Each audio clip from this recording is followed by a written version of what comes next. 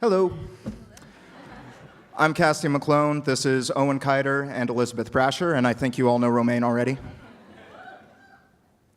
And we're going to be introducing the recipient of the Willis L.M. Reese Prize in Excellence in Teaching.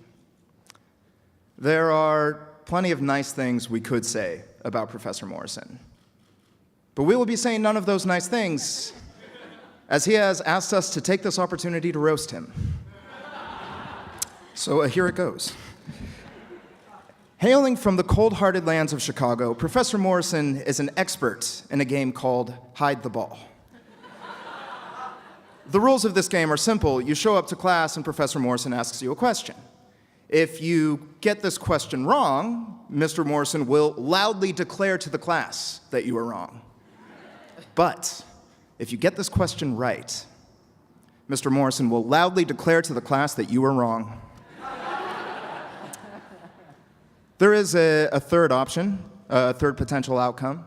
You could knock it out of the park. You could answer the question so well, so thoroughly, and so correctly that you're certain that he has no choice but to accept that you know this. If you manage to pull this off, he will accuse you of getting too far ahead and say, whoa, whoa, slow down. You're stealing my thunder.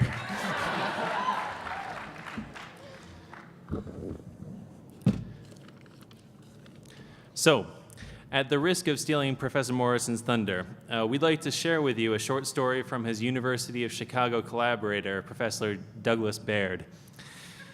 As Professor Baird told us, he was working on a paper with Professor Morrison, then the lowly law student Ed Morrison, when Professor Morrison added a single footnote without Professor Baird's knowledge.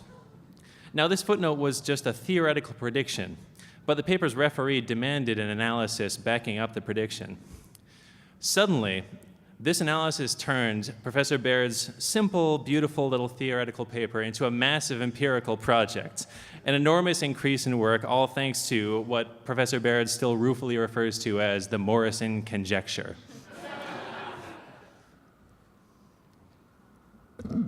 Not unlike Professor Baird, many a law student has felt their heart jump in fear when faced with the Morrison conjecture. But luckily for Professor Baird, the Morrison conjecture turns out to be a very helpful example of how theoretical work can inform empirical work. And luckily for Columbia law students, working your way through Morrison conjectures turns out to be a fantastic way to learn. Professor Baird also told us that the sun rises and sets with Ed.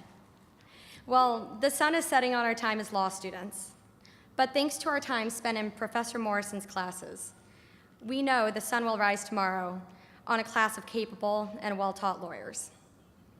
We are honored to present the recipient of the Willis L.M. Reese Prize for Excellence in Teaching, Professor Ed Morrison.